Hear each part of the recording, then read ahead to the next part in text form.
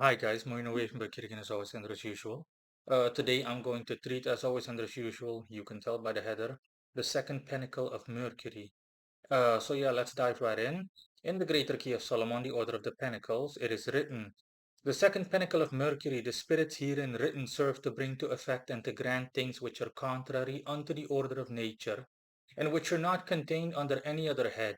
They easily give answer, but they can with difficulty be seen. And then the editor's note says the letters form the name of Buell and other spirits. And yeah, the pentacle is in the workbook. It is linked or attributed to figure 45. In any case, the pentacle looks as you can see based on the thumbnail of this video. That's the pentacle. The pentacle is the thumbnail of this video. So yeah, let's dive right in. Um, I summoned the spirit Buell. Since he was the one that was mentioned, I simply spoke to him as a representative of the second Pentacle of Mercury. And I've confirmed that the second Pentacle of Mercury, again, a reminder to people that you need to take pretty much everything, just plain everything in the lesson, in the Greater Key of Solomon, the Order of the Pentacles, literally. I've already stated in other videos that those pentacles, contrary to the Lesser Key of Solomon, not that it's some kind of measuring contest or popularity contest or anything like that, or a potency contest, but what is to be remembered is that in the Order of the Pentacles, if a pentacle says it can do something, it can literally do it. So there are no there is nothing hypothetically meant or anything like that. Pentacle says it can do something, it can do it. Now, as for the second Pentacle of Mercury, just like the description says, again, the same thing applies here. Um, the this pentacle is for anything that is essentially miscellaneous. So, as human beings, or as the average person would refer to as being miscellaneous, being unclassified, um, being of an undefined nature, essentially, or an unspecified nature. Now, when I summon the spirit Buell that is mentioned, um, just like the description says, as is the case typically with mercurial spirits, also with lunar spirits, but even more so with mercurial spirits. For me, Mercury is at its absolute strongest, by the way. It's currently 3:42 a.m. in my location. It's Wednesday. So yeah, Mercury is literally at its absolute strongest in the day and in the hour of this of Mercury as I'm recording this. Yeah, and as I was saying, you can barely see them.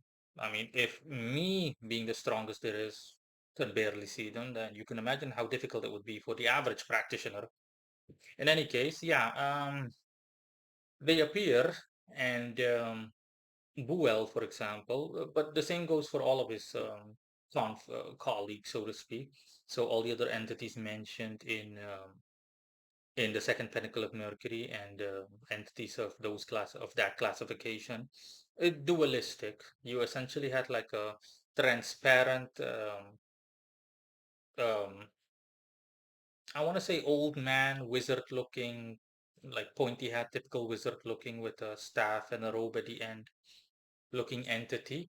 Again, I can see it because of who I am, but at the same time, understand that this is transparent. And simultaneously, so he was to the right, and then to the left, there was some gargoyle-looking creature, but again, also transparent. And he simply explained to me that he is dualistic in nature, just like all the other guys mentioned in the second Pentacle of Mercury. And it's both good and not evil, but both good and bad. They're one and the same entity. I was like, yes, I understand. And the good one, of course, the one to the right is the one that addressed me and whom I spoke to, and vice versa. Now, um, I asked his nature first, and he told me that they're celestial. They're not angels, so not to confuse them with such. Um, but at the same time, they're also they are celestial, so they're not infernal or anything like that. No, they're celestial. They essentially are not aligned with any of the heavens, but rather a subdivision of the heavenly host as a whole. So essentially, hypothetically, understand what I'm saying? Hypothetically, purely as the means of giving an example so that you understand it better, you can almost like compare them to from a simple, neutral, grimoire-based perspective to Olympic spirits, like the Olympian spirits from the Arbitel. In any case, they're celestial, and you heard it. Okay, even they by nature are of just that, an undefined nature, an unclassified nature, which is understandable. Reminds me almost reminds me of Enochian spirits. But in any case, that's who these guys are. Now, in terms of me asking him, as in, yes, I understand what is written in the Pinnacle. I understand that that's what you guys do. Anything that can be labeled miscellaneous, anything that again doesn't fall within a conventional context, and anything that is completely out there, something abstract essentially, as opposed to something conventional. You guys cover that. Can you give me a couple of examples? Unfortunately, examples are far and few in between, but he gave me two examples. One is telekinesis, which I was like, yeah, that's completely understandable because he demonstrated not in a material plane, but astrally. He just briefly moved something around, and I was like, yeah, I completely understand telekinesis. Okay, I get that. Yeah, because that's not really defined. There is no other magical technique, item, or anything occult-wise, even remotely, that I've come across that teaches telekinesis. So that's nice to hear. Another one he gave, which is quite impractical and also unnecessary for the average person, is breeding in outer space, believe it or not. He said that that's another example, but it's quite impractical. For the average person, I reckon. I was like, yeah, it's impractical. Breeding in outer space is quite impractical. Also, because of the strong mercurial vibes, then I also noticed that my mind was a bit lilty, I want to say, or loopy. Like my mind didn't want to drift off, but it's almost like my mind wanted to act like a ping pong ball and go all over the place. I was like, "Hmm, yeah, I noticed that." He was like, yeah, don't pay attention to that. You know, it's us. We're mercurial after all. So yeah, strong Gemini vibes, specifically. And yeah, let me see, what else can I say? Yeah, those are examples. Oh yeah, last but not least, he also told me that they don't get summoned a lot, or there are very few people that interact with them, because usually the very few people that do interact with them, they do bring up something that is classifiable, and they have to direct that person to the correct source, or the source that can help them.